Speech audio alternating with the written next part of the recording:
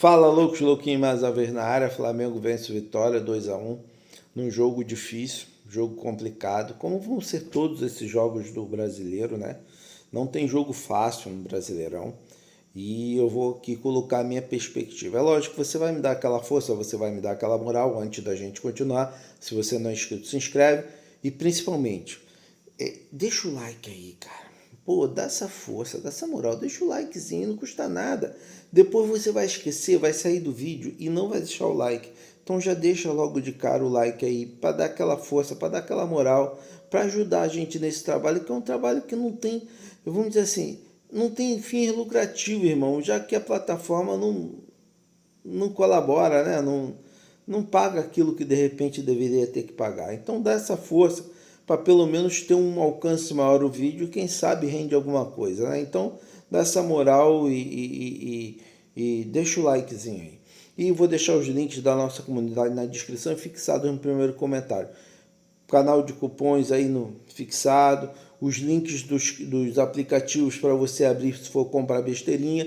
E se você quiser ter acesso a uma live semanal, é só clicar em Seja Membro e você vai ter acesso a toda sexta-feira, 7 horas da noite, uma live semanal, tá?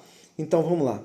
O Flamengo começa uma partida, a meu ver, jogando ali uma partida meio que burocrática, um pouquinho diferente daquela característica que o Felipe Luiz vem mostrando, de intensidade, de força, né, de perde pressiona, mas estava ali no meio termo.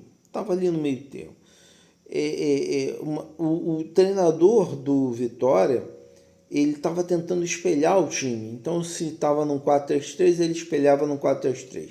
Quando o Flamengo faz o primeiro gol, o Vitória empata. Quando o Flamengo vem para o segundo tempo e o Flamengo faz o segundo gol, e antes de fazer o segundo gol, o Flamengo entra para um 4-2-4. Aquele 4-2. Aí foi o grande erro do treinador do Vitória, que tentou espelhar um 4-2-4.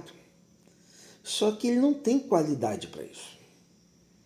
Não tem qualidade. E aí o Flamengo consegue lá uma bola desviada, sobra no pé do Bruno Henrique. O Bruno Henrique sabe fazer gol, não é um centroavante, mas sabe fazer gol, empurra a bola para dentro do gol e dá uma tranquilidade para a gente seguir adiante.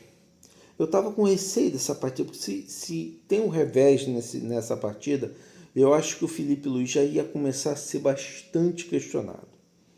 Ah, louquinho, mas muito cedo. Felipe Luiz conquistou tudo até agora. Conquistou o Campeonato Carioca, fora os títulos do ano passado, né, da Copa do Brasil e dos títulos do Sub-20, mas ele já ia. Flamengo é assim, o céu é o inferno, irmão. Ou você está no céu, ou você está no inferno. E ele iria ser questionado até com uma certa dose vamos dizer assim, de razão. Não digo razão para mandar embora, nada disso. Mas um questionamento sobre as posições dele, que ele mesmo afirma. Olha, eu quero meu time jogando com intensidade máxima, não importa se vão se contundir, se vai ter um índice alto de contusão. E aí, quando ele fala isso, ele assume o risco da crítica. Claro que sim. Né? O nosso primeiro gol foi do Arrascaeta, e tem muita gente que critica aí. Não, quando o Arrascaeta está em campo, é outro nível. Você vê o primeiro tempo, o time muito mais aproximado, tendo jogadas de aproximação. Aí você, quando vira para o 4-2-4, onde sai o segundo gol, é uma bola chutada para dentro da área, que o cara do Vitória desvia e cai no pé do Bruno Henrique para fazer o gol, entendeu? E só isso. E aí as pessoas ficam assim, porra, mas você fala demais, você critica demais, o Flamengo tá ganhou de 1-0 do Tátira lá, não sei das couve, e vem pra cá. Pô, irmão, assim, a gente tem que apontar, antes de acontecer um problema sério, a gente tem que tentar aqui analisar e apontar o que está acontecendo. O time, quando joga no 4-2-4, não dá certo. É um time espaçado demais. Ele não espaça o adversário, ele espaça o próprio time. E aí quando você tem Gerson e Arrascaeta dentro de campo, você vê que o time joga em tabela, em aproximação.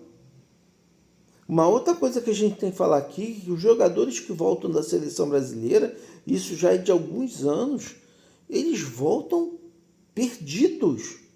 Eu não sei o que acontece. O Wesley tem que voltar lá na CBF e pegar o futebol dele de volta. O Léo Ortiz, idem. É impressionante isso. Isso daí é uma... Eu não sei se acontece com os outros times, mas com o Flamengo, isso daí é lei. Já virou lei. Né? Mas, felizmente, ganhamos.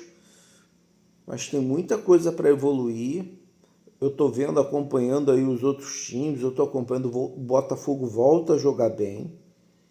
O Palmeiras, muito mais ou menos. Mas o Corinthians vem forte também esse ano. E o Flamengo tem que acordar. Tem que acordar. O Felipe Luiz tem que ver o que está acontecendo à volta dele. Não dá para ter um esquema só, a não ser que seja um esquema que não se tenha remédio, como era em 2019. Ninguém tinha remédio para o esquema do Jorge Jesus, do JJ. Só que para o Felipe Luiz tem. Hoje o treinador do Vitória, ele tentou uma anomalia.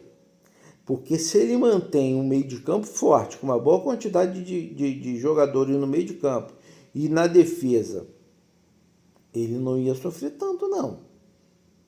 Não ia sofrer. O Flamengo tem muita posse de bola, mas na maior parte do tempo é um arame liso. As nossas chances não são tão claras assim. Perdeu uma chance, perdeu uma oportunidade de repente fazer um gol. Mas não são chances assim, cara a crachá. Uma ou outra é cara a crachá. Mas cá entre nós, a diferença de time do Flamengo para o Vitória é uma monstruosidade.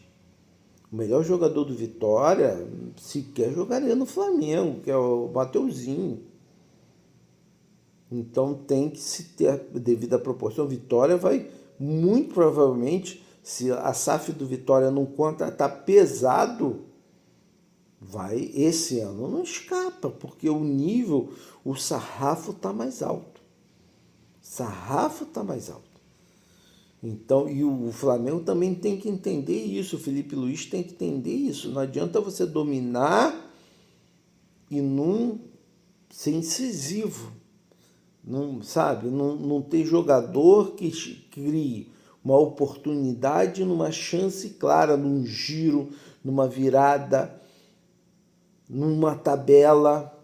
O Juninho não me parece, com todo respeito, com toda a vontade que o Juninho dê certo. A gente não quer aqui que ninguém dê errado, né, bicho? Mas o Juninho não parece estar no mesmo nível do restante da equipe. E o Bruno Henrique não é um centroavante. O Bruno Henrique é um segundo atacante, aquele cara que compõe ali com o centroavante, que vai dividir gols com o centroavante. Mas com o Juninho ele não vai dividir gol. Ele não vai dividir tabela. Vai ser muito difícil uma hora ou outra, né? Então fica aí essa opinião. Quero que vocês coloquem nos comentários o que vocês acham, o que vocês viram do jogo. Mas eu vi o jogo dessa forma. Flamengo dominante na maior parte do tempo, porém faltando aquele cara que é o cara da bola. É o cara da bola.